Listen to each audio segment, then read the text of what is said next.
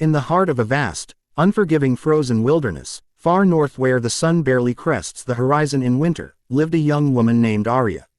She was 22 years old, with long auburn hair that she kept tied back to avoid the biting wind, and eyes as sharp as the ice crystals that hung from the pine branches. Arya hadn't chosen this life of isolation, it had been thrust upon her. 2 years earlier, a small plane carrying her, her father, and a pilot had crashed during a supply run to a remote research outpost. The pilot died on impact, and her father succumbed to injuries days later, leaving Arya alone in a world of endless snow and silence. The crash site became her starting point. She salvaged what she could. A few tools, some canned food that lasted only weeks, a rifle with limited ammunition, and warm clothing.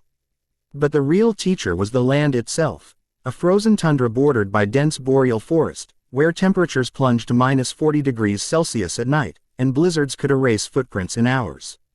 Arya learned quickly that survival here wasn't about strength alone, it was about cunning, patience, and understanding the secrets of the wild. Her first winter was the hardest. She built a small shelter from the plane's wreckage, insulating it with snow blocks for natural warmth. Snow, she discovered, was both enemy and ally. It buried everything but also provided insulation when packed properly. She learned to dig a quinsy, a snow mound hollowed out into a dome, for temporary shelters during hunts.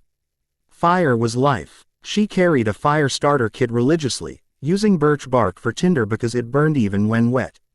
Without fire, frostbite would claim fingers and toes, and hypothermia would steal consciousness. Food was the constant battle. In the frozen months, game was scarce. Caribou migrated through occasionally, but tracking them required snowshoes she fashioned from willow branches and rawhide.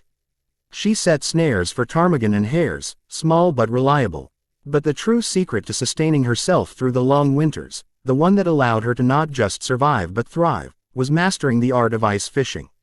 This was the key to catching thousands of fish over time, turning scarcity into abundance. It started with observation. In her first months, Arya noticed open leads in the ice on nearby lakes where water flowed faster, preventing full freezing. Fish congregated there: lake trout, whitefish, pike, and Arctic grayling. But drilling through thick ice with primitive tools was exhausting. She used an ice chisel carved from bone and metal scraps, but efficiency came from location and technique. The secret to catching thousands wasn't luck or brute force, it was a combination of ancient indigenous methods adapted to her solitude. First, site selection. She sought areas with underwater structure, drop-offs, weed beds preserved under ice, or inflows from streams bringing oxygen. Dark ice meant shallower water with more life, clear blue ice was too deep and barren. She built a permanent fishing hut on her favorite lake, a small igloo-like structure with a hole in the floor. Inside, she stayed warm with a small blubber lamp fueled by fat from previous catches. The real breakthrough was net fishing under the ice, a method that multiplied her yield dramatically. To set a gill net, she first cut 2 holes in the ice, far apart, sometimes 50 meters. Using a long pole with a line attached, she pushed a weighted cord under the ice from one hole to the other, guided by the current or careful probing. Once the cord emerged, she tied her net to it, a mesh woven from salvaged fishing line and sinew, and pulled it underneath, anchoring it vertically with weights and floats. Gill nets were passive miracles. Fish swam into them, entangling their gills as they tried to back out.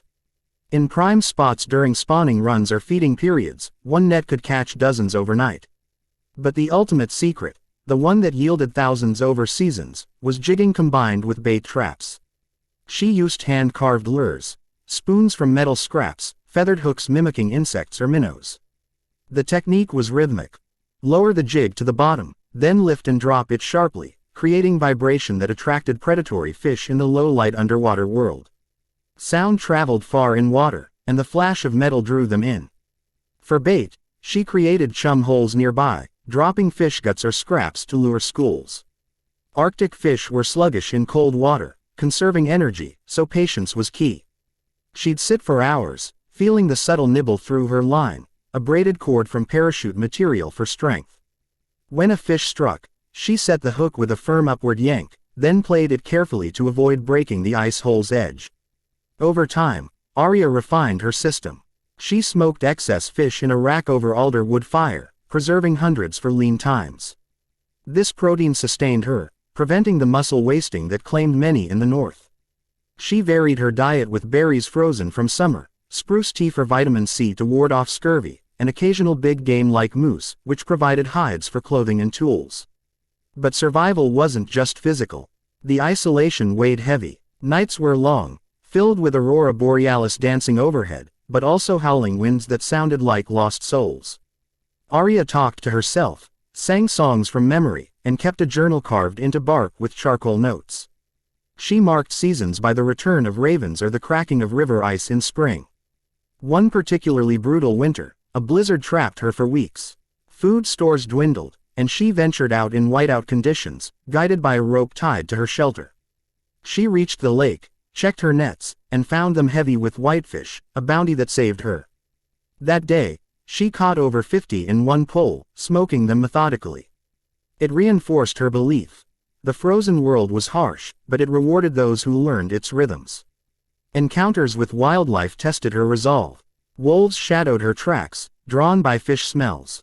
She deterred them with fire and noise, but once faced a curious polar bear far inland, a massive white ghost against the snow. She backed away slowly, rifle ready but unfired, respecting the balance. Spring brought renewal. Melting snow revealed moss and new growth. Rivers teemed with fish running upstream. Arya set weirs, funnel traps from stones and branches, catching hundreds as they migrated. Summer allowed foraging. Cloudberries, crowberries, mushrooms. She dried and stored, preparing for the next freeze. Years passed. Arya grew stronger, her body lean and adapted, skin weathered but eyes bright. She no longer feared the cold, she moved with it. Rumors of a lone woman in the north reached distant outposts, but she chose solitude, finding peace in self-reliance. One day, a search helicopter spotted smoke from her signal fire. She had decided it was time. Rescuers found a healthy, composed woman who shared stories of resilience. But Arya knew the truth. She had conquered the frozen wilderness not through force, but through secrets whispered by the ice and water. The greatest was simple yet profound. Observe, adapt, and persist. In a land that took everything, it gave back to those who listened. And so, the girl who was once alone surviving the frozen became a legend, a testament that human spirit, armed with knowledge, could endure anything.